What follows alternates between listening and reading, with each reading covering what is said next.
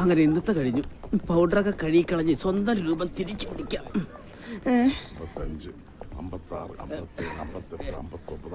മൊത്തം തന്നോളൂ. ഞാൻ ഇറങ്ങി, നീ വീട്ടിലേക്ക് പോക്കൂ. അല്ല, നമ്മുടെ എംഡിയും ജിഎമ്മും ഇതുവരെ ഇറങ്ങിയിട്ടില്ലേ?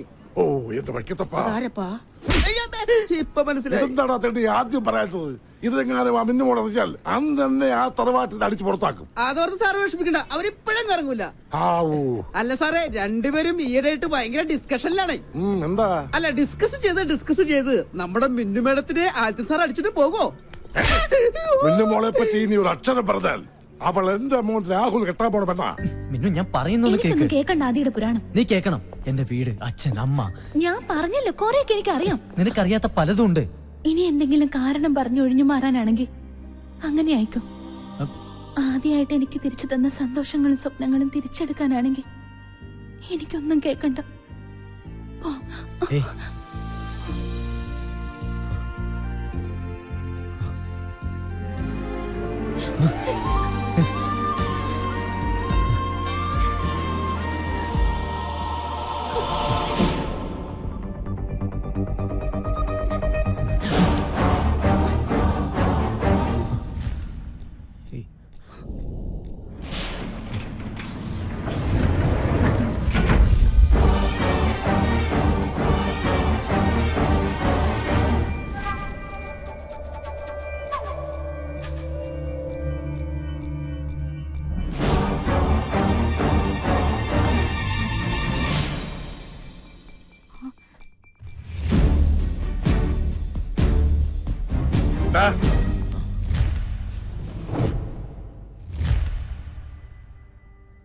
നിനക്ക് മിന്നുമോളെ ഇഷ്ടാണോ?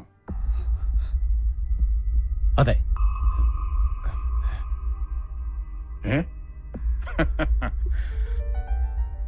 എന്റെ മനസ്സിലും ഇങ്ങനെ ഒരു ആഗ്രഹം ഉണ്ടായിരുന്നു.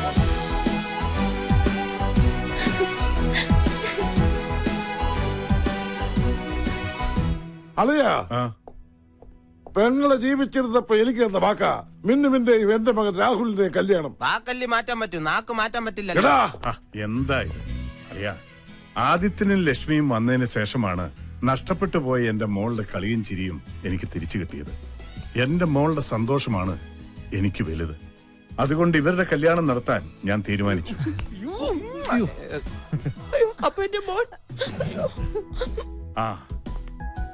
ആന്റണി, ആദിത്യന്റെ കോലോത്തി എന്ന് അച്ഛനോടും അമ്മയോടും പെട്ടെന്ന് ഇങ്ങോട്ട് വരാൻ പറയണം.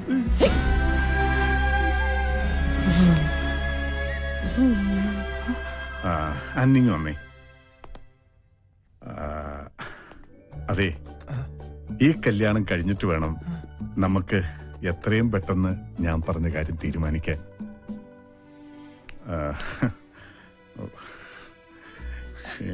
ഈ കാര്യം പറയുമ്പോ എനിക്കൊരു ഏതാണ്ട് പോലെയാ ഒരിത്. ഇത്തരം സന്ദർഭങ്ങളിലാണ് സിനിമയിൽ ഡ്യൂപ്ലിക്കേറ്റ് അച്ഛനെ അമ്മയെ ഇറക്കുമതി ചെയ്യാറ്. എന്റെ മോൻ ആശിച്ചതൊന്നും ഈ അപ്പൻ നടത്തി കൊടുക്കാതിരുന്നിട്ടില്ല. നീ പറഞ്ഞതുപോലെ ഞാനാണ് അവന്റെ അപ്പനെന്നറിഞ്ഞ വേണ്ട, ഞാനായിട്ട് അവനൊരു ജീവിതം ഇല്ലാതാക്കണ്ട. കൊട്ടാരത്തിൽ ഒരു പെണ്ണിനെ തന്നെ എന്റെ മോൻ കെട്ടുമ്പോൾ ലക്ഷ്മിക്ക് വലിയ സന്തോഷാവും. അവരുടെ സന്തോഷ ആന്റണിയുടെ സമ്പാദ്യം. ഈ അപ്പനൊരു അപേക്ഷയുണ്ടെന്ന് ആദ്യോട് പറയണം. ആദ്യം മോന്റെ അച്ഛൻ മരിച്ചെന്ന് വേണേ പറഞ്ഞോട്ടെ, പക്ഷേ വേറൊരു അപ്പനെ കൊണ്ടുവന്ന് നാടകം കളിക്കരുത്. അത് ചിലപ്പോ ഈ അപ്പന് സഹിക്കില്ല.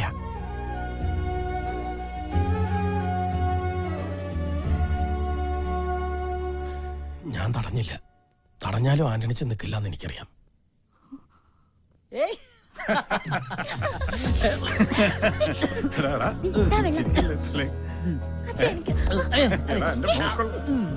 ലക്ഷ്മിയമ്മേ, നമ്മളൊക്കെ വെളുത്തവരാ, ആന്റണിച്ചൻ കറുത്തവനും. പക്ഷെ ആന്റണിച്ചന്റെ മനസ്സിന്റെ വെളുപ്പ് നമുക്കാർക്കുമില്ല. അതുകൊണ്ട് ഞാനും ആന്റണിച്ചന്റെ അടുത്തേക്ക് പോവാ.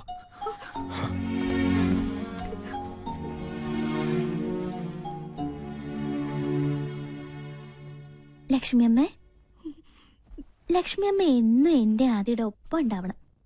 എവിടേക്കും വിടില്ല ഞാൻ എന്റെ ലക്ഷ്മിയമ്മ.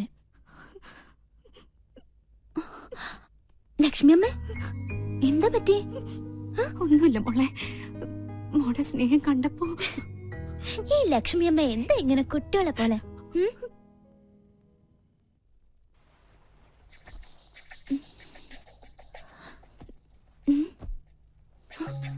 ലക്ഷ്മിയമ്മേ, ലക്ഷ്മിയമ്മേ, അച്ഛാ, അച്ഛാ. നിങ്ങൾ രണ്ടുപേരും ഒന്നിച്ചല്ലേ ഇന്നലെ കിടന്നത്? രാത്രി ലക്ഷ്മിയമ്മ കുറെ കരയുന്നുണ്ടായിരുന്നു. അളിയാ, അളിയാ. ഓ, എന്താളിയാ? ലക്ഷ്മിയെ കാണാനില്ല. ഞാൻ അന്നേ പറഞ്ഞതാ കണ്ടുവരെ വിളിച്ച് തറവാട്ട് കയറ്റി കിടത്തരുതെന്ന്. ഇപ്പൊ എന്തായി? എന്റെ അളിയ, അതൊക്കെ പിന്നെ പറയാം. അളിയനൊന്ന് അന്വേഷിച്ചേ. നീ പോയി വേലക്കാരുടെ മുറി നോക്ക്, ഞാൻ ആ പൊട്ടന്റെ മുറി നോക്കട്ടെ. അമ്മ ഞാനൊന്ന് പറയുന്നു മോനെ, അപ്പനെ മാറ്റി നിർത്തിക്കൊണ്ടുള്ള ഒരു സന്തോഷവും നമുക്ക് വേണ്ട. അപ്പന്റെ കണ്ണീര് വീണ ഗതി പിടിക്കില്ലെന്ന്. അമ്മ കരയാതിരിക്കേ. നേരെ ഒന്ന് വെളുത്തോട്ടെ. എല്ലാ സത്യങ്ങളും തുറന്നു പറഞ്ഞ് നമുക്കിവിടെ നിറങ്ങാം. ആ, കരയല്ലേ എന്ന്.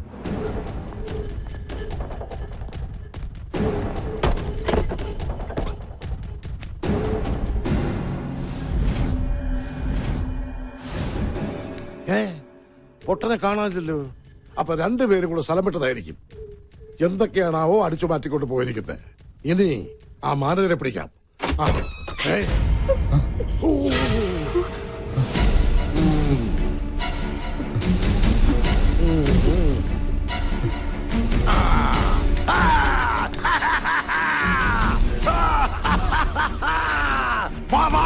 എല്ലാരും വേഗം വാ.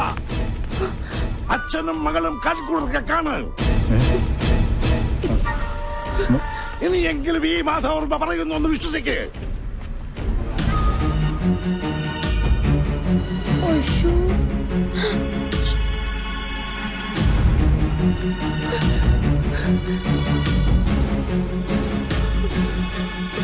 എനിക്കന്നേ സംശയമുണ്ടായിരുന്നു. കോലത്തെ അടിച്ചു തളിക്കാർ ഇവിടെ തന്നെ എത്തണമെങ്കിൽ തമ്പുരാൻകുട്ടിക്ക് ഇവളുമായി എന്തോ ശരിയല്ലാത്ത ബന്ധമുണ്ടായിരുന്നു. വേണ്ട, ഇനി എന്നെ അങ്ങനെ വിളിക്കരുത്.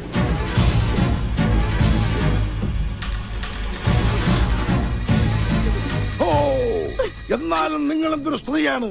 മകന്റെ പ്രായമുള്ള ഒരു പയ്യനുമായി. അതെ, മകൻ തന്നെയാ. ഈ അമ്മ പ്രസവിച്ച സ്വന്തം മകൻ. ഇനിയും പറയാം. എന്നെ ഇവിടെ നിങ്ങൾക്ക് പരിചയപ്പെടുത്തിയ ഡ്രൈവർ ആന്റണി എന്റെ അപ്പനാ.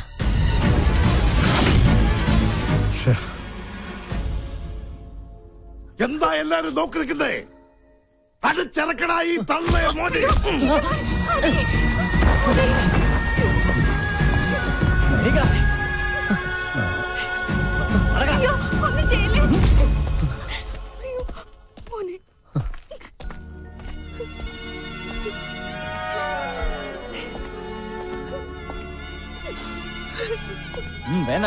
നടക്കടാ.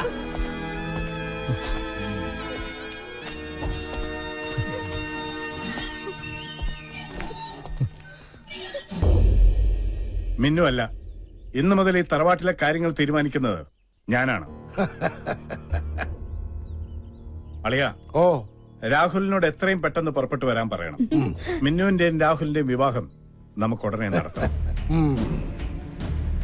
എന്റെ ഈശ്വര, എന്റെ പ്രാർത്ഥന കേട്ടു. ഇന്ന് ഉച്ചയ്ക്കുള്ള ഫ്ലൈറ്റിൽ രാഹുൽ ഇങ്ങെത്തും. എത്തിയാലുടൻ തന്നെ അമ്മാവൻ രാഹുലിനെ കൊണ്ട് മിന്നുവിന്റെ കഴുത്തിൽ താലി കെട്ടിക്കും. അങ്ങനെ സംഭവിച്ചാൽ മിന്നു ഒരു പക്ഷേ ഒന്ന് പറഞ്ഞു കൊടുക്കണോ വാ തുറന്നു. ഓ, നിനക്കതിന് സംസാരിക്കാൻ പറ്റില്ലല്ലോ. പാവം, വാ തുറക്കാൻ പറ്റാത്ത ഊമ. ആദി, രാഹുൽ കൊട്ടാരത്തിൽ എത്തരുത്. എല്ലാം അറിഞ്ഞുകൊണ്ട് തന്നെ മിന്നു നിന്റെ കൂടെ ഇറങ്ങി വരാൻ തയ്യാറാണെങ്കിൽ പിന്നെ നീ എന്തിനാ മടിക്കുന്നത്? എടാ ആദിത്യ, കണ്ടില്ലേ? എടാ, നിനക്ക് മിന്നുവിനും വേണ്ടി ഒരു പൊട്ടം വരെ സംസാരിച്ചു തുടങ്ങിയിരിക്കുന്നു. ഇനി എന്തോന്ന് നോക്കാനടാ, വാ പോവാം. ഇല്ല, അതെല്ലാം ഞാൻ മറക്കാൻ ശ്രമിക്കുന്ന കാര്യങ്ങളാ. ഇനിയെങ്കിലും അപ്പന്റെ ആഗ്രഹത്തിനൊത്ത് ജീവിക്കണം. എന്റെ മുന്നിൽ ഒറ്റ ലക്ഷ്യമുള്ളൂ. ഞാനായിട്ട് വരുത്തി വെച്ച കടങ്ങളൊക്കെ തീർക്കണം. ഇനിയും കടക്കാരുടെ മുന്നിൽ ഇങ്ങനെ ഒളിച്ചു നടക്കാം. പീതാംബര വരുന്നുണ്ട്. കാശ് കൊടുക്കാനുള്ളവരാന്ന് തോന്നുന്നു. സ്റ്റാൻഡ് വിടാം. ഓഹോ, ഇങ്ങോട്ടാണല്ലേ. എന്നാ പിന്നെ ഇനി ഓടിയേക്കാം. എയർപോർട്ടിലേക്കല്ലേ? അതെ.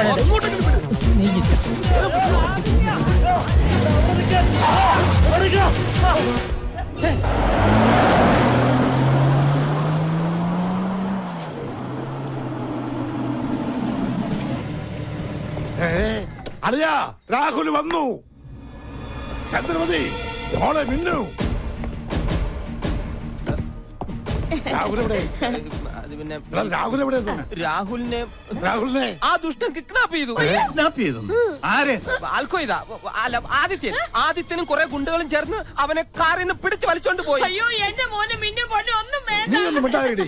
അളിയാ അളിയൻ ഇപ്പൊ മനസ്സിലായില്ലേ വിഷമുള്ള പാമ്പിനാണ് പാല് കൊടുത്തത്.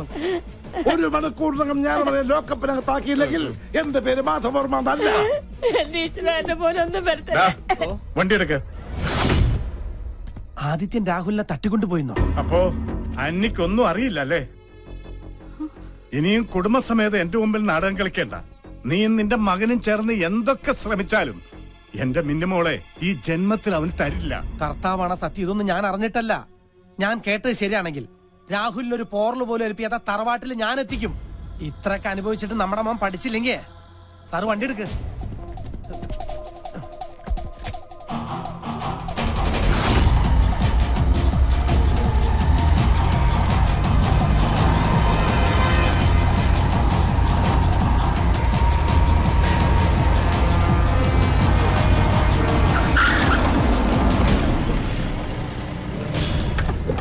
ആദ്യം എവിടാ?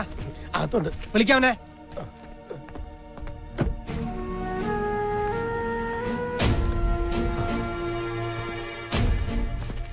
നീ ഞങ്ങൾക്കൊരു സമാധാനം തരില്ലല്ലേ? ഒരു പെണ്ണിന്റെ കല്യാണം മുടക്കി അവളെ നീ സ്വന്തമാക്കാനാണ് വിചാരിക്കണമെങ്കിൽ അത് ഞാൻ ജീവിച്ചിരിക്കുന്നിടത്തോളം കാലം നടക്കില്ല. അവന് ഇവർക്ക് വിട്ടുകൊടുക്ക്. അപ്പന് നിർബന്ധമാണെങ്കിൽ ഞാൻ വിട്ടുകൊടുക്കാം. പക്ഷേ അപ്പം പറയണം.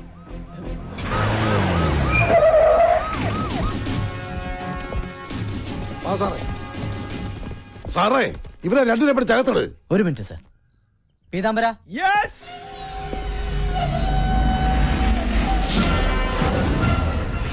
മോനെ ഇനി അപ്പം പറ, ഇവനെ വിട്ടുകൊടുക്കണോ? എന്റെ കുടുംബം വഴിയാധാരാക്കാൻ നോക്കിയ നായ.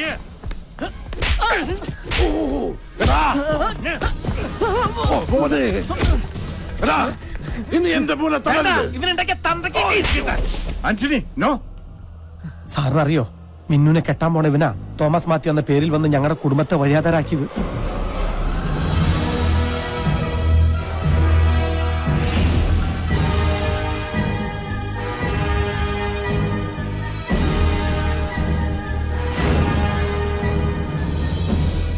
ആ ഒറ്റ കാരണം കൊണ്ടാ സാറിന്റെ മുമ്പിൽ ഞങ്ങൾക്ക് അഭിനയിക്കേണ്ടി വന്നത്. ഇനി സാറ് പറ, ഇവനെ ഞങ്ങൾ എന്താ ചെയ്യണ്ടേ?